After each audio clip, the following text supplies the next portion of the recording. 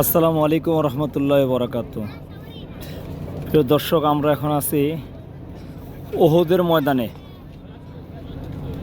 এটা হচ্ছে ওহুদের ময়দান। এই যে বিশাল ভূমিটা আমরা দেখতেছি, বিশাল বড় পাহাড়টা, এটা হচ্ছে ওহুদের ময়দানের পাহাড়। আমরাও এখানে ওহুদের ময়দানের উপরে আছি। এটা ওহুদ পাহাড়ের অংশ। আর এই যে মসজিদ, এই মসজিদ হচ্ছে হজরত হামজা রাদিয়াল্লাহু তাআলা আনহু নামে মসজিদ। ওহুদের ময়দানে 70 জন সাহাবী ইন্তেকাল করেন। এর মধ্যে সবচেয়ে নির্মমভাবে হত্যা করা হয় হজরত হামজা রাদিয়াল্লাহু তাআলা আনহুকে। হিন্দা তার কলিজাকে চিবায় খাইছিলেন। হুজুর পাক সাল্লাল্লাহু আলাইহি ওয়াসাল্লামকে সাহাবাদেরকে পাহাড়ের পাদদেশে বিজয় না হওয়া পর্যন্ত ওহুদের যুদ্ধের সময় এক জায়গায় অবস্থান করতে বলছিলেন যে ওই পার থেকে সৈন্য আসবে, তোমরা এই পাশে থাইকো বিজয় রাখ পর্যন্ত। কিন্তু সাহাবা কেরাম রাদিয়াল্লাহু তাআলা আনহু প্রথমত বিজয় হয়েই গেছিল, ভুল বোঝাবুঝির কারণে সাহাবা কেরাম ওইখানে ছিলেন না। বিজয় মনে করে তারা নিচে চলে আসছিলেন গনিমতের মাল সংরক্ষণ করার জন্য। এটাও শরীয়তের আদেশ। হঠাৎ করে পিছন থেকে শত্রু আসলেন। শত্রুদের মধ্যে বড় একজন কাফের সর্দার ছিলেন খালেদ বিন ওয়ালিদ, যিনি পরবর্তীতে মুসলমান হয়েছেন। তো উনি আসলেন, অতর্কিত হামলা করলেন, তো মুসলমানদের পরাজয় হয়ে গেল। এরপরে সাহাবা কেরাম আবার হুজুর পাক সাল্লাল্লাহু আলাইহি ওয়াসাল্লামের উদ্যোগে আবার যুদ্ধ হইল এবং অবশেষে আল্লাহ তাআলার পক্ষ থেকে ওহুদের ময়দানে বিজয় হইল।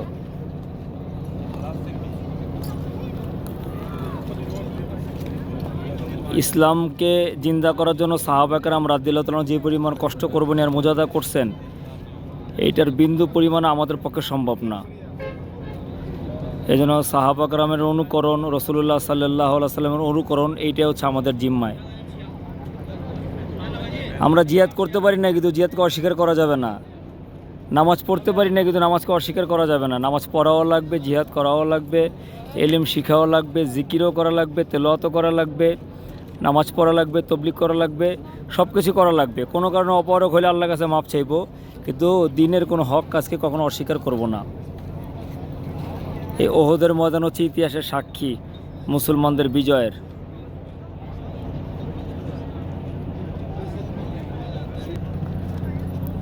এই পাথরময় জায়গার ভিতর থেকে সাহাবা কেরাম উঠছেন এবং তারা এখান থেকে নামছেন, এক জায়গা থেকে আরেক জায়গায় গেছেন। আল্লাহু আকবার। এখনই 42-43 ডিগ্রি গরম। এই গরম আমরা হাত পা লাগাতে পারি না। সাহাবা কেরাম কেমনি কী করছেন! আল্লাহু আকবার। ইসলামের জন্য তারা যে কোরবানি করছেন, এই জন্যই তো আল্লাহ তাআলা তাদেরকে তাদের আমল দেখছেন, ইখলাস দেখছেন, ঘোষণা করছেন রাদিয়াল্লাহু তাআলা আনহু। আল্লাহ রাজি খুশি হয়ে গেছেন।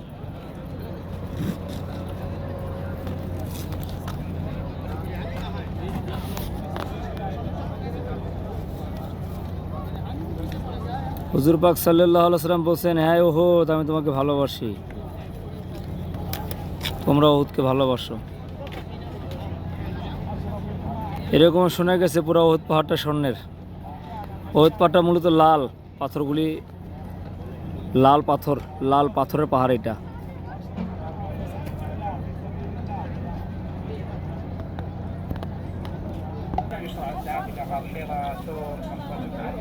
এখানেই ওহুদের ময়দানে শহীদ হওয়া সাহাবীদের কবর। এখানে কিছু গুরুত্বপূর্ণ নির্দেশনা দেওয়া আছে। রাসূলুল্লাহ সাল্লাল্লাহু আলাইহি ওয়াসাল্লাম সুন্নাত 15 কবর জিয়ারত বৈধ করা হয়েছে, তবে কোনো কবর ও মাজার জিয়ারতকে কেন্দ্র করে কোথাও ভ্রমণ করা বৈধ নয়। দুটি উদ্দেশ্য কবর জিয়ারত বৈধ করা হয়েছে। এই যে পরকালের কথা স্মরণ করা, রাসূল সাল্লাল্লাহু আলাইহি ওয়াসাল্লাম ইরশাদ করেন, আমি তোমাদেরকে কবর জিয়ারত করতে নিষেধ করেছিলাম, তবে এখন তোমরা কবর জিয়ারত করো, কেননা তা পরকালের কথা স্মরণ করে দেয়। বরকত লাভের উদ্দেশ্যে কোনো কবর স্পর্শ করা বৈধ নয়, বরং এটি একটি স্পষ্ট বিদআত। এছাড়া একটি মুসলমানের শিরক পতিত হওয়ার অন্যতম মাধ্যম। বরকত লাভের উদ্দেশ্যে ওহুদ ও রুমা পাহাড় দিয়ে ওঠা, এতে ভয় থেকে মাটি বা পাথর না, বৈধ নয়। দেখছেন কত সুন্দরভাবে আরবি, ইংরেজি, বাংলা, তামিল, এরপরে যে কোনো ভাষায়, হাউসা ভাষা, ইন্দোনেশীয় ভাষা, তুর্কি ভাষা, যে কোনো ভাষা যে কেউ জানতে চায় এই ভাষার নির্দেশনা দিয়ে দিচ্ছেন। এইখানেই ওহদের ময়দানে শহীদা 70 জন সাহাবীর কবর, আর ওই যে পাশে ওহদের ময়দান দেখা যাচ্ছে স্পষ্টভাবে।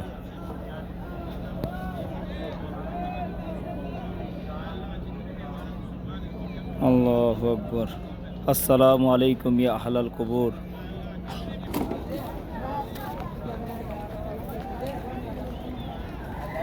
ময়দানে যুদ্ধ করছেন সাহাবা কেরাম, আর এখানেই তাদের কবর হয়ে গেছে। এটা হযরত হামজা রাদিয়াল্লাহু তাআলা আনহুর নামে মসজিদ। আল্লাহু আকবার, সুবিশাল মসজিদ। ওহদের ময়দানে এখানেও সাহাবা কেরাম রাদিয়াল্লাহু তাআলা আনহু অপেক্ষা করছিলেন। এই স্থানে তারা নামাজ আদায় করছেন। পরবর্তী এখানে মসজিদ হয়ে গেছে।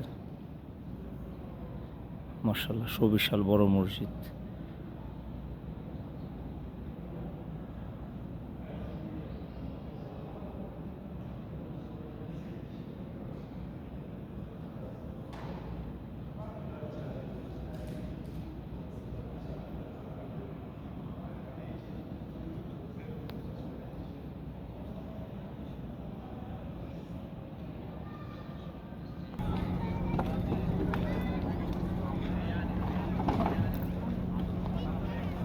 আল্লাহু আকবার। আজ 5 অক্টোবর 2024, সৌদি আরবের হিজাজের মদিনার পাশেই অবস্মরণীয় এক ঘটনার ইতিহাসের সাক্ষী ইসলামের সাথে মুহাম্মদ সাল্লাল্লাহু আলাইহি সাল্লামের দান মোবারক যেই যুদ্ধে শহীদ হয়েছিলেন, সেই ওহদের যুদ্ধ। ওহদের ময়দান থেকে মোহাম্মদ সেলিম মোল্লা, মিরপুর 1, ঢাকা 1216, বাংলাদেশ।